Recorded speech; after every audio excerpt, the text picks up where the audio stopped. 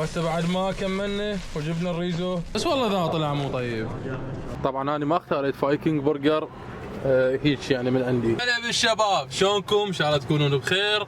ساعة ب 12 الظهر، جوعان بصراحة، جاء على بالي ريزو. خلينا نشوف وين نقدر نحصل احسن ريزو بقضاء المقدادية. طبعا بعد عملية بحث طويلة وقع الاختيار على فايكنج برجر. سألت اكثر من شخص وقالوا لي انه يقدم ايتمات تخبل. السلام عليكم.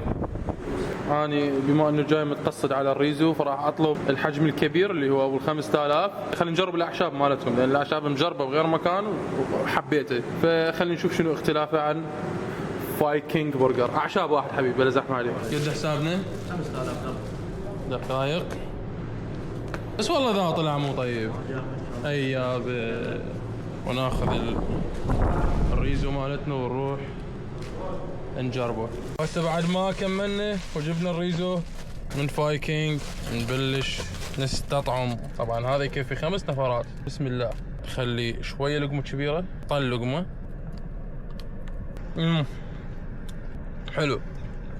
كميه الدجاج فظيعه والطعم ولا غلطه. عنوان مطعم فايكنج منه ماركة البنة. تجي من يم ماركة البنة تدخل تلقى فايكنج برجر، او تريد تقاطع حي العصري اللي هو هذا تجي تتمشى منه. كذلك راح تلقى على ايدك اليمين مجاور صيدلية الرنيم.